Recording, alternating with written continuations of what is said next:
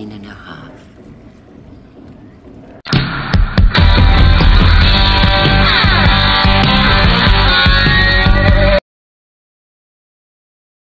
Film dimulai dengan menampilkan seorang gadis asal Prancis bernama Jen. Dia pun mulai menceritakan kisah masa kecilnya ketika dia baru berusia 15 tahun. Meskipun dari Prancis, Jen bersekolah di Saigon dan saat hari libur ia sering kembali ke rumahnya di desa Sadek.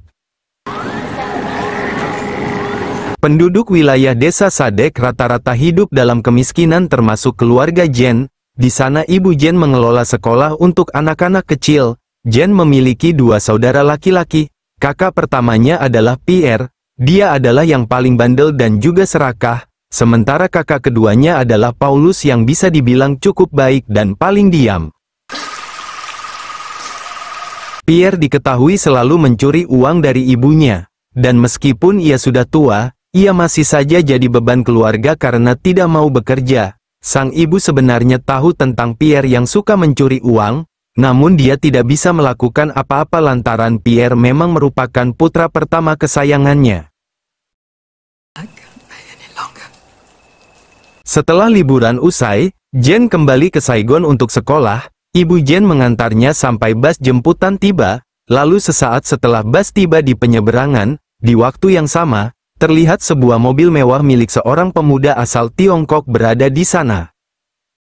Ketika itu, pemuda tajir yang bernama Tuan Kafai pun terpesona pada Jen yang berdiri di ujung kapal. Dengan perlahan, Tuan Kafai pun menghampirinya dan mengajaknya berkenalan sampai tangannya pun ikut bergetar.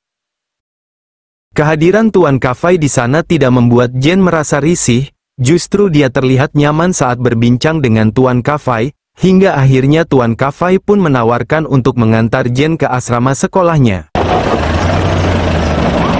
Perbincangan Jen dan Tuan Kafai pun kini berlanjut di dalam mobil sambil jalan ke sekolahnya. Di sini Jen pun berbohong kepada Tuan Kafai bahwa dia saat ini berusia 17 tahun, padahal yang sebenarnya usianya baru 15 tahun. Sementara Tuan Kafai ternyata udah berusia 32 tahun.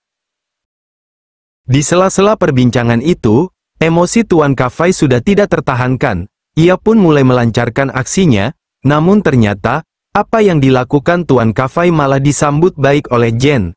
Namun sayangnya, sikap romantis itu hanya sekejap karena mereka sudah sampai di asrama sekolah Jen, dan mereka pun berpisah.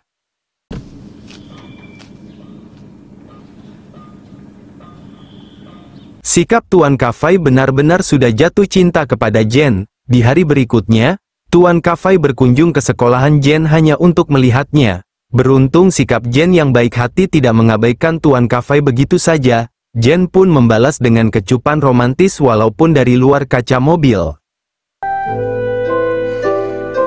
Singkat cerita, di hari Selasa sore, Tuan Kafai kembali mendatangi asrama Jen. Jen pun menghampirinya, lalu mereka pun pergi ke kota kolon yang sering disebut Chinatown. Di tempat itu Jen diajak oleh Tuan Kafai untuk datang ke sebuah rumah yang dulu sempat ditempati ayahnya.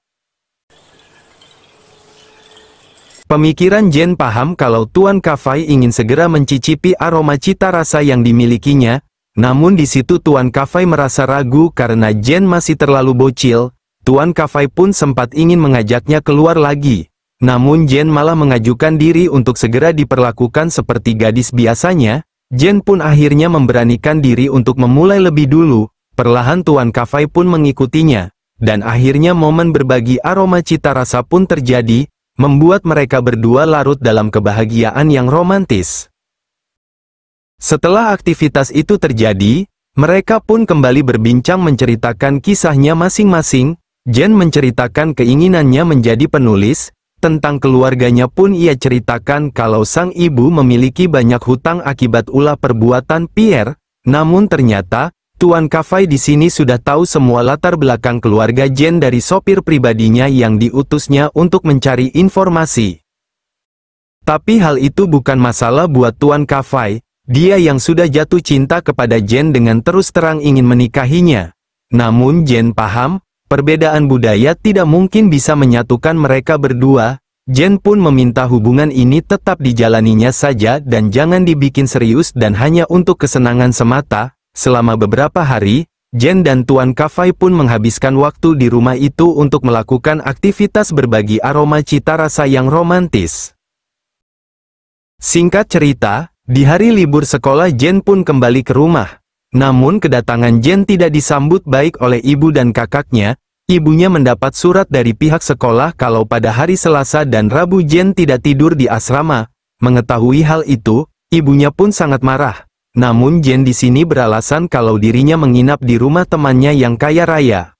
And shoes you bought them for me. I've been wearing them.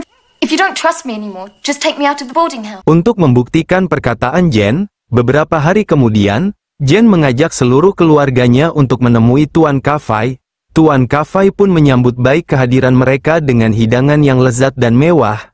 Namun kebaikan Tuan Kafai justru dibalas dengan kelakuan tidak pantas yang dipertunjukkan keluarga Jen, yang secara terang-terangan hanya ingin memanfaatkan dirinya saja sebagai anak dari orang kaya.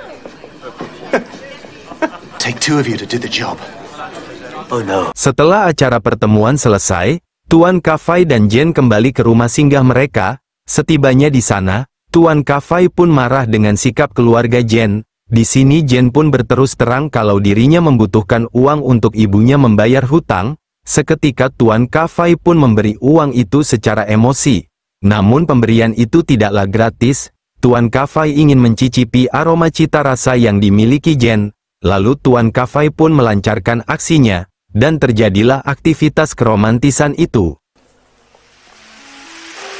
Di keesokan harinya, Jen dan Tuan Kafai pun pergi ke pelabuhan untuk melihat sebuah kapal pesiar. Jen pun berkata bahwa dirinya mungkin akan pergi kembali ke Prancis dan melanjutkan studinya. Mendengar hal itu, secara tiba-tiba Tuan Kafai malah memberikan sebuah cincin permata milik almarhumah ibunya sebagai tanda kalau dirinya benar-benar mencintainya.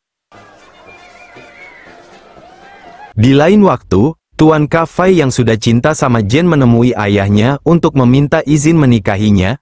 Ayahnya pun langsung tahu kalau Jen adalah gadis asal Prancis. Ayahnya pun dengan tegas menolak permintaan itu. Tuan Kafai lantas menceritakan segalanya kepada Jen.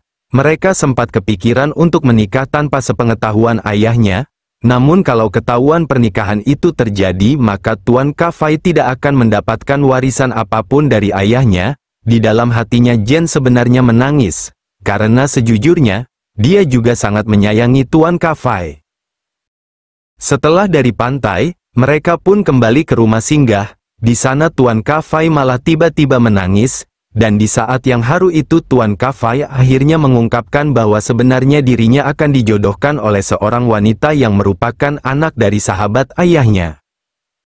Beberapa hari kemudian, Jen kembali ke Sadek untuk bertemu dengan ibunya sekaligus mengantarkan Pierre berangkat ke Prancis untuk bekerja di sana setelah dibiayai semua oleh Tuan Kafai. Sang ibu ketika itu sangat bersedih sementara Paulus dan Jen merasa sebaliknya karena memang kepergian Pierre sudah mereka tunggu selama bertahun-tahun.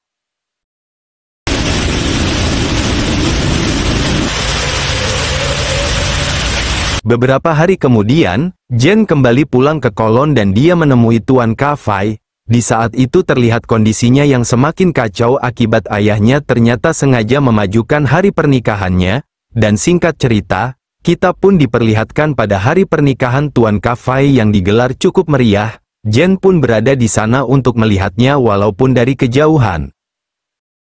Setelah itu Jen pun akhirnya pergi kembali ke rumah ibunya. Setibanya di rumah, terlihat Paulus yang tengah bersiap-siap. Di saat itu Jen juga diminta untuk bersiap karena mereka akan berangkat ke Prancis. Di sini kita pun mengetahui bahwa berkat bantuan Tuan Kafai seluruh keluarga Jen kini bisa pulang ke Prancis. Keesokan harinya, Jen dan keluarganya mulai berangkat ke Prancis. Ketika kapal mulai berjalan, Jen melihat mobil Tuan Kafai yang letaknya agak sembunyi. Dia pun langsung mengerti bahwa Tuan Kafai datang ke sana untuk mengucapkan selamat tinggal walaupun secara tidak langsung. Karena sebenarnya Tuan Kafai tidak sanggup harus mengucapkan salam perpisahan dengannya.